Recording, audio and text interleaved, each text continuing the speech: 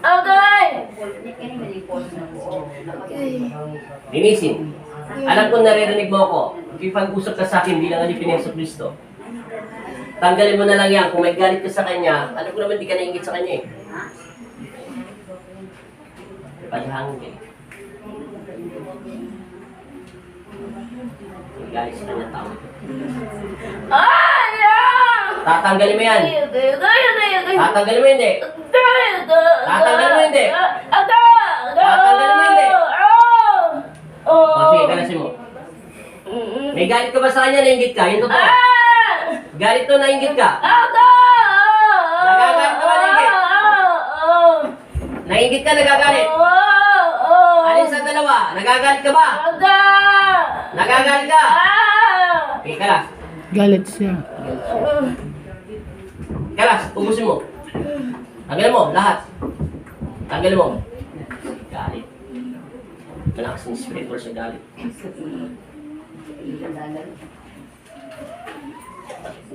Tanggal. Ubos.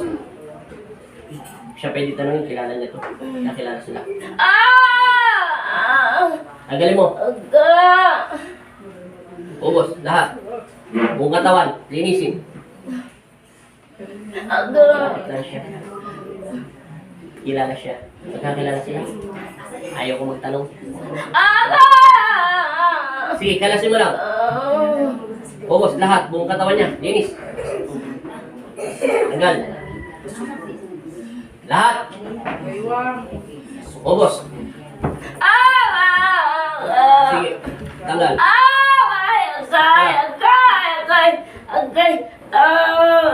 Ubos.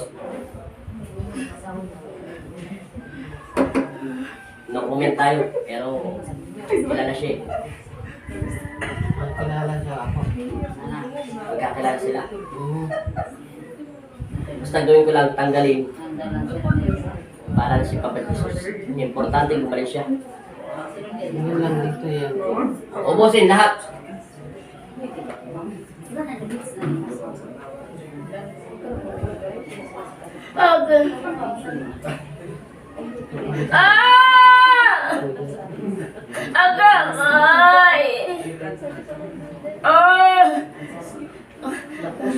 Lahat. Ano man yan mamaya. Kaso ayaw makipusok mo. Ayaw ng talos-talos. Ayaw ng away.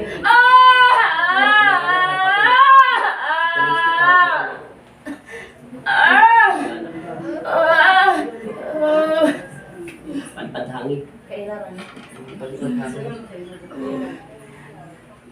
Lahat. Wala na ako itatanong. Tanggalin mo lang yan. Kung anong personal mong galit sa kanya, patawarin mo na lang siya. Naririnig mo ako. Patawarin mo na lang ang taong ito. Ang Diyos pa rin na magpapasya. Peres niya kayo anak. Tanggal. Lahat. Meron pa, wala na? Meron pa, wala na? Wala na, ano? Tinanggal mo na. Tinanggal mo na. Meron pa nga, wala na. Meron pa. Bakit tanggalin mo? Meron pa eh. Bubusin mo lahat. Parang ayaw niya alisin. Ayaw pwede. Galit. Malaking galit siya ako. Sa kanya. Kanya. Hihinto to pag wala na. Hanggang nasasaktan ka sa meron pa. Kung saan mawawala yan. Tanggal lahat. Kahit anong kuga ko dyan, diyan masasaktan. Alas, ubos, buong katawan. Tanggalin mo lahat. Hanggang balakang. Tanggal. Ubos, lahat. Tanggalin. Ulo, lahat. Tanggalin mo na lahat para hindi ka na masaktan. Kung siya pwedeng saktan. Pero patatanggalan ng Kristo. Personal nila ito ang may galit. Kilala niya. Kilala rin siya. Nakilala sila. Oy, makinig ka sa akin. Ikaw na sunod ng katawan ng tao yan. Ipapatas ko lang ang laban. Di kita kilala. Hindi tayo magkakilala. Bilang alipin ni Yeso Cristo, ilalabas ko lang yung tama. Hindi kita pwede kampihan at hindi ko rin pwede kampihan kung nagpapagamot dito. Magbalik loob lang kayo sa Diyos at magkapatawaran. Naririnig mo ako? Tatanggalin mo na. Marami pa, konti na lang. Marami pa ba, konti na lang?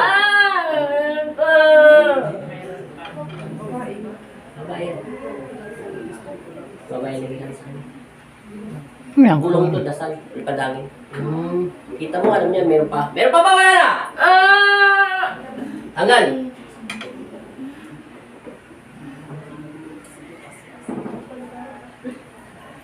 Pinahirapan.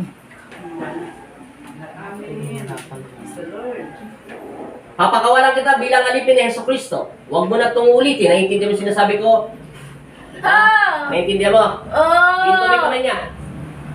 Hinto mo yung kamay niya. Nangangako ka sa Panginoon sa Cristo na Panginoon mo rin. Na huwag mo na itong ulitin. Itigil mo ito. Gusto mo magkasakit ang pamilya mo? May anak ka na? Sige, ititigil mo. May asawa ka? Sige. Maraming salamat sa iyo.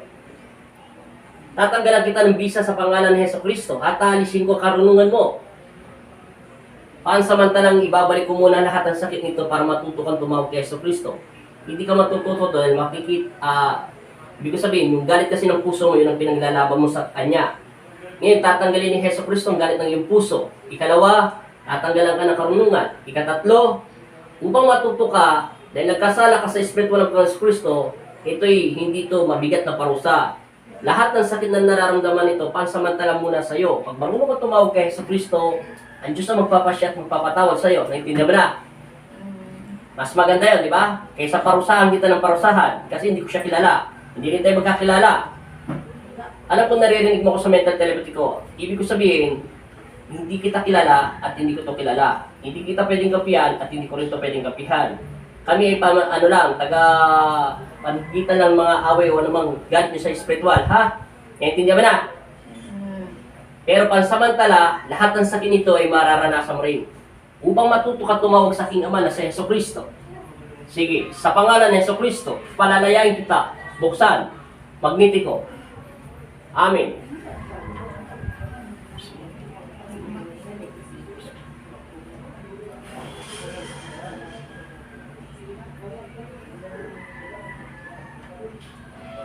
Balik. Amen. Gising. Asan tubig niya? Inom. Buksan mo muna. Sige pa. May kakaiba kasi akong naramdaman. Hindi ko siya pwede saktan ng saktan. Ngayon, hawakan mo leg mo.